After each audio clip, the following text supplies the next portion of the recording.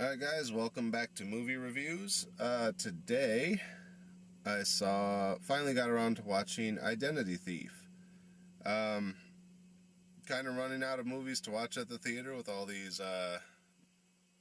early mornings I've been having. I've been watching I've just about seen every movie we currently have playing at the theater.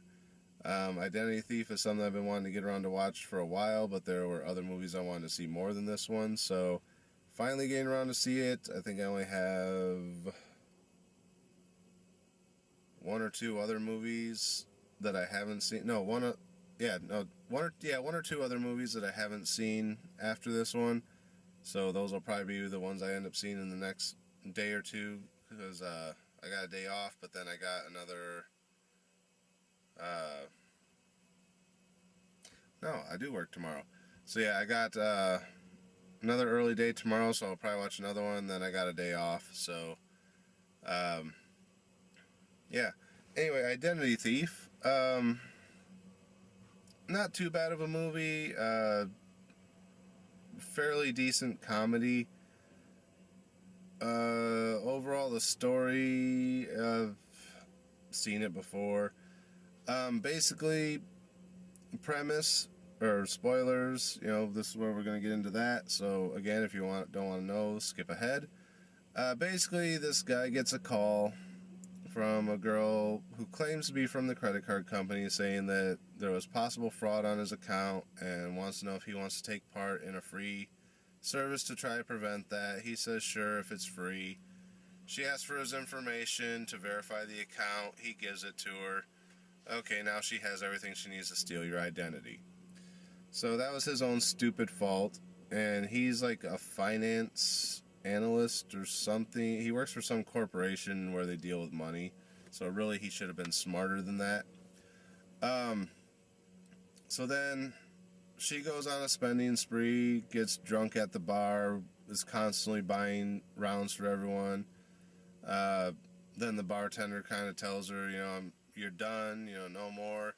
And she goes, well, I'm still buying drinks for my friends. And he goes, those aren't your friends. They just like you because you're buying drinks. People like you don't have friends. So then she gets mad and gets in a fight and gets arrested. So then the guy is trying to buy gas and his card's declined. So he contacts his bank, finds out that he's overdrawn, which he says is impossible. He barely uses the card other than to buy gas. So then he gets pulled over by the police. Turns out he has a warrant because he skipped bail and missed a court appearance or something. So they take him in, and he keeps saying, it wasn't me, something's going on. All these random charges are showing up on my account. Now I'm getting arrested for missing a court date, and it's all taking place down in Florida, from the same area in Florida. So the cop finally grows a brainstem and says, bring me the mugshot. So they get the mugshot. Turns out it's a girl using his identity.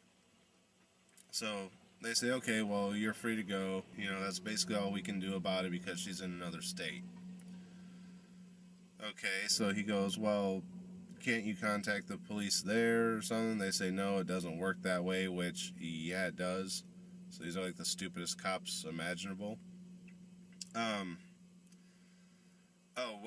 Earlier in the story, the people he works with were tired of getting screwed over by management, so they decide to leave and form their own company and ask him to come along. He says yes, but then because of all the fraud on his credit report, it starts to look bad on their company. So unless he can fix it, they're going to let him go. So him not wanting to get let go and have to go crawling back to the other company or have to start over or getting screwed on everything, he's trying to fix this. So he talks to the police. He says, well, what can we do? They said nothing unless she was physically standing here and admits to everything. He goes, well, what if I go down there, because they won't go after her, they won't contact the Florida police, they won't contact the FBI, because they say it doesn't work that way, which, yeah, it does. So yeah, it's basically stupidity on the law's part, but So he goes, what if I go down there and get her myself? I'll set it up like a sting. I'll just tell her, I'm not going to press charges. I just need you to clear this up with my boss so I don't lose my job. You guys can be waiting in the other room. Once she admits everything to him, on a wire, then you guys come in and arrest her. They say, oh, well, that'll work. Yeah, definitely. If you can get her to come back up here with you and confess everything, then we can arrest her. So he goes down there and tracks her down. And he's basically trying to convince her to come back with him. At first she doesn't want to, but then she's got other people that she conned out of money that are trying to kill her.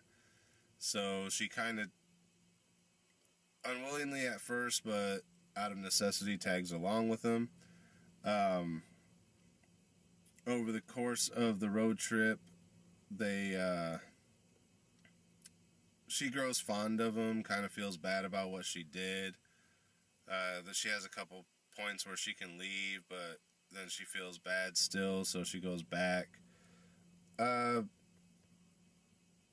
Then,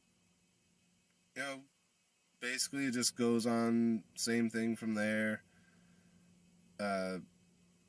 They finally get back to his house. There's the two people that are trying to kill her because she conned this guy, and then there's like a bail jump or a bail tracker or something. Basically, when people jump bail, they send out a bounty hunter after them. So that guy's out looking for her. So basically, they're trying to get away from all these people and get back to where the guy whose identity she stole lives to confess to his boss. Finally, they get back to there. They shake all the other people that are after them. He decides he's not going to set her up because he's grown fond of her. He's just going to deal with it. If he ends up getting fired, he ends up getting fired. They'll find a way. His wife's pregnant with a third child at that point, so that's why he really needs the money. But even his wife kind of says, even if this doesn't happen, we'll find some way to survive. So he decides he's not going to turn her in. He gets up the next morning, she's gone. So he goes into work and basically says, this isn't happening, she's gone. And then it turns out she went in on her own and confessed everything. And then she goes to jail, but because they had befriended each other, he goes and visits her in jail. And they're still friends, and he's basically telling her that once you get out of here, as long as you're on good behavior and all this, I'm starting a ex-felon outreach program where when you get out, we'll give you like an internship at our office or whatever. I guess it's a paid internship or something, but it's basically like a rehabilitation work program for ex-cons. And he says, so I'll give you, because we're friends, you're basically a shoo-in for it. I'll give you a recommendation for the company or whatever. And basically he started the program, so it's kind of his thing anyway. He's the one that's going to approve her. So that's basically the end of the movie. Overall, not horrible. It was a decent comedy. I don't really find too many comedies to actually be that funny. A lot of times I'll sit through a comedy and not laugh at all.